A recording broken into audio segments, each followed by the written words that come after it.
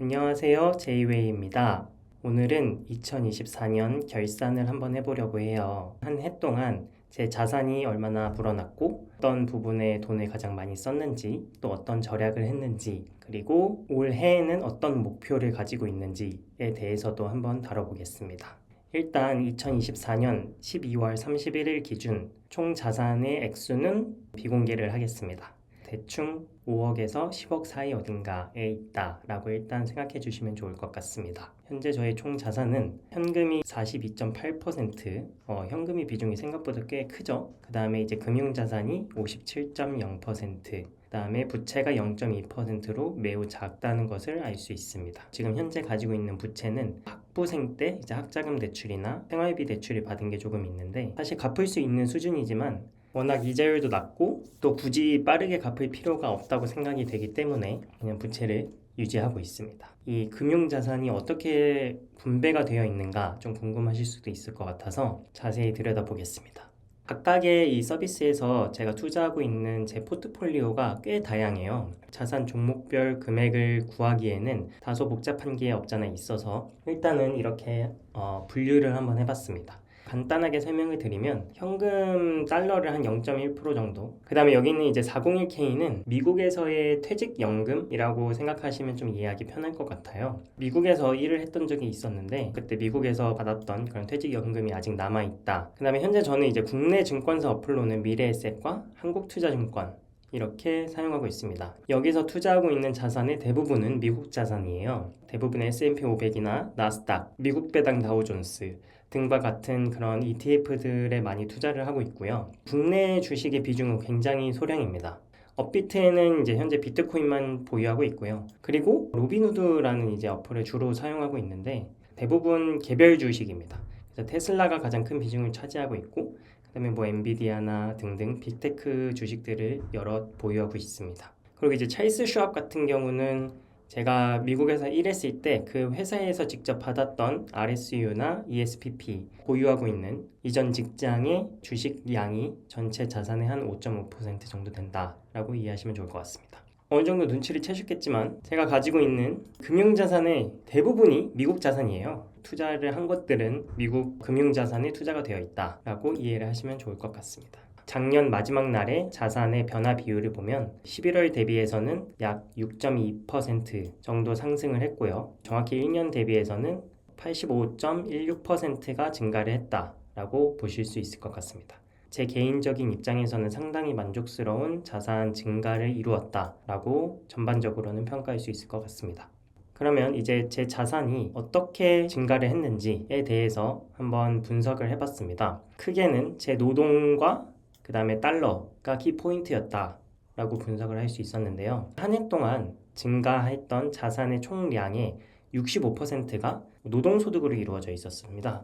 이게 한편으로는 조금 아쉬운 점이라고 생각할 수도 있을 것 같아요. 자산소득이 크게 증가하기보다는 오히려 노동소득으로 본 돈이 훨씬 더 많았다 라는 것이기 때문에요. 하지만 작년에 제가 이직으로 인해서 연봉이 크게 상승을 했고 이직을 하면서 이전 회사에서 받았던 퇴직금이 일시적으로 크게 들어왔던 게 굉장히 크게 도움이 됐었고요. 그 다음에 작년 한 해 동안 제가 부업을 또 열심히 했었는데 부업을 통해서 번 돈이 제가 본업에서 버는 돈과 거의 비등할 정도로 많이 벌었어요. 그래서 결과적으로 노동소득으로 인한 자산 증가가 크게 이루어질 수 있었던 것 같고요. 그 다음에 이제 나머지 35%가 이제 자산 소득으로 자산이 증가했다라고 보여지고요.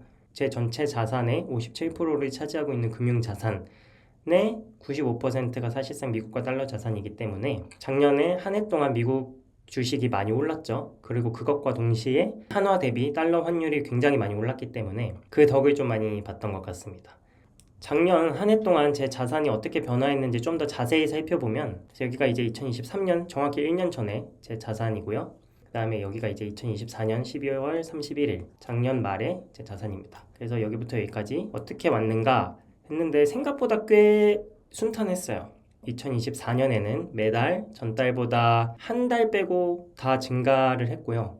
가장 증가폭이 컸던 달은 4월 달인데 4월 달에 전달 대비 15%나 상승을 했습니다. 근데 왜 이렇게 크게 상승을 할 수 있었느냐라고 본다면 제가 이직을 하면서 그 퇴사로 인해서 퇴직금을 수령했다. 일시적으로 큰 금액이 들어와서 전달 대비 꽤 큰 상승을 이룰 수 있었고요. 이때는 5월 달은 바로 종합소득세를 납부하는 달이죠. 그래서 제가 그 전해에 발생했던 사업소득에 대한 종합소득세를 납부해야 했습니다.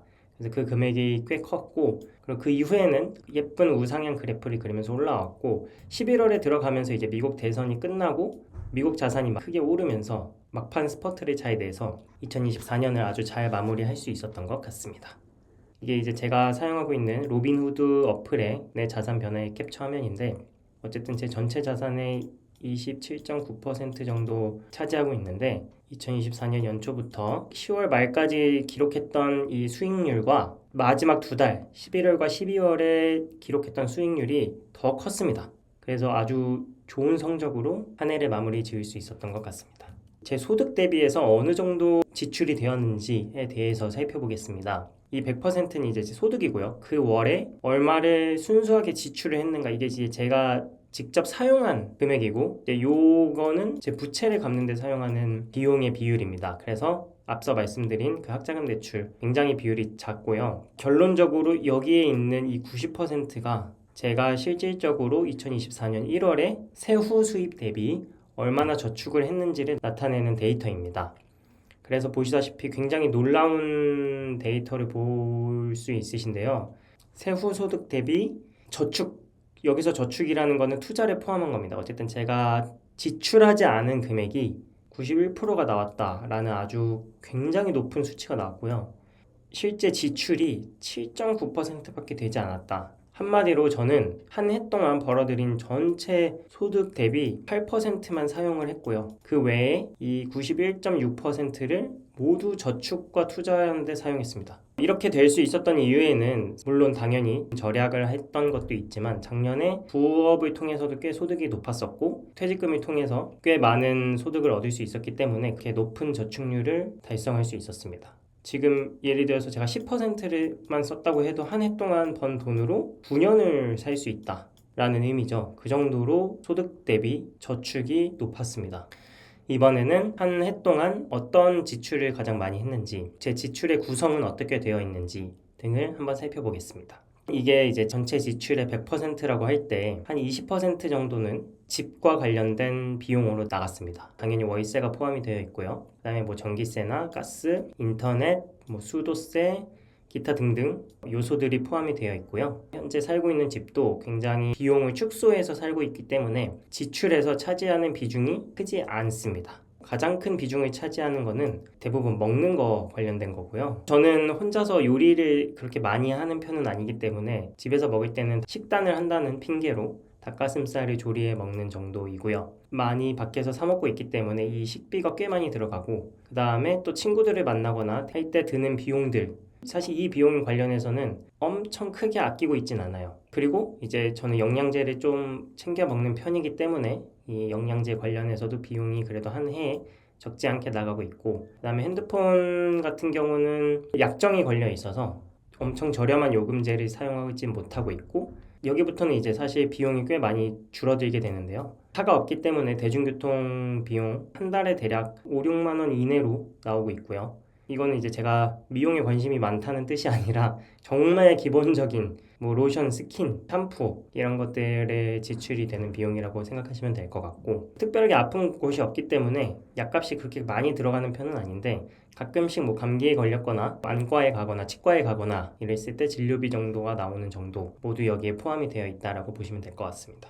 그 다음에 이제 여기가 이제 부가적인 생활비, 쇼핑을 위한 소비나 여행을 가거나 영화를 보거나 콘서트를 가거나 여기에는 뭐 쿠팡이나 아니면은 헬스장 같은 게 들어갈 수 있겠죠. 이거 같은 경우는 이제 경조사비라고 생각을 하시면 될 것 같고요. 이 섹션에서는 이 두 개 항목이 가장 큰 비중을 차지하고 있고요. 제 지출의 한 30% 정도를 차지했다라고 이해하시면 좋을 것 같습니다. 아주 작은 비율로 이제 학자금 대출과 이자를 납부하고 있습니다. 다음으론 2024년 한 해 동안 어떤 항목에서 가장 많은 지출을 했는지 탑3를 뽑아봤습니다. 그때 월세랑 경조사비는 일단 제외를 했고요. 그래서 일단 3위부터 보면 두구두구두구두구 빵!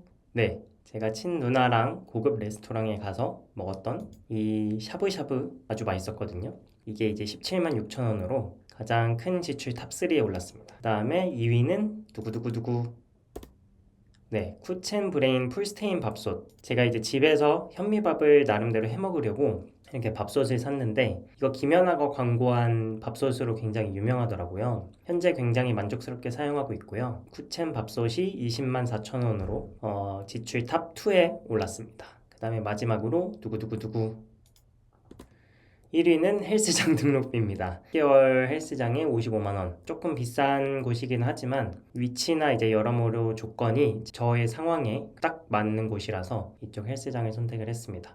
요런 항목들이 제가 2024년 동안 지출했던 탑 3였습니다. 그렇다면 제가 2024년 동안 실제로 실천했던 충격적인 절약 탑 3는 어떻게 될까요? 이거는 제가 그냥 주관적인 생각으로 꼽아봤고요. 세 번째는 두구두구두구 여행비입니다. 사실 2024년에는 여행을 한 번도 가지 않았어요. 2023년 겨울에 일본 여행을 가서 거기서 새해를 맞이하고 2024년 1월 2일 날 입국을 했거든요. 그래서 그 이틀 동안 제가 사용했던 여행비가 한 2만 7천 원 정도 되고 이거를 제외하면 거의 여행비가 전무했다. 그 다음에 2위는 두구두구두구 1년 동안 산 옷의 가격이 11만 원밖에 되지 않았습니다. 그러면 가장 충격적인 절약 탑 1은 무엇일까요? 두구두구두구 바로 쿠팡 와우 멤버십을 해제했습니다.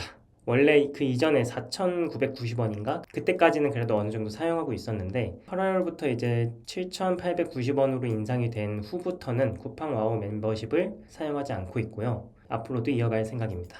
근데 2024년을 회고해 보면 수고했다. 잘 벌고 잘 아꼈다. 효율이 좋은 한 해였고 굉장히 만족스러운 한 해였습니다. 제 자산이 증가하는 거를 체감할 수 있었던 한 해였고 앞서서 살펴봤다시피 제 자산 증가분의 한 60% 이상이 노동소득이었거든요. 근데 그게 이제 나쁘게 생각할 수도 있지만 여전히 제 능력이 최고의 재테크다. 최종적인 목표는 이제 노동소득에서의 자유를 꿈꾸는 것이지만 나름대로 열심히 살아왔기 때문에 현재 제 능력이 발휘할 수 있는 어쨌든 현금 채굴 능력이 꽤 좋은 편이고 이거를 적극적으로 활용을 해서 앞으로도 많은 현금을 채굴을 하기 위해서 노력을 할 계획입니다.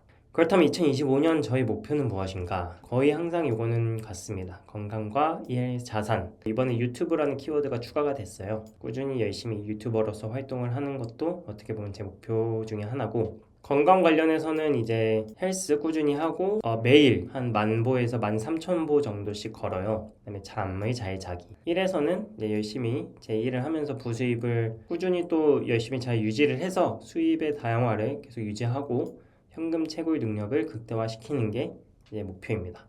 올해에는 2024년보다 자산 수입을 조금 더 늘려서 그 자산으로 들어오는 비중을 조금 더 늘려보고 싶다라는 목표를 가지고 있습니다. 그래서 오늘 이것으로 2024년에 대한 회고와 결산을 한번 해보았는데요. 이 영상을 찍기 위해서 준비를 하면서 스스로 굉장히 도움이 많이 되고 또 한 해를 되돌아볼 수 있는 좋은 기회였던 것 같습니다. 그러면 오늘 영상은 여기서 마치겠습니다. 영상 봐주셔서 너무 감사하고요. 구독과 좋아요 꼭 부탁드립니다. 그러면 다음 영상에서 봐요. 안녕.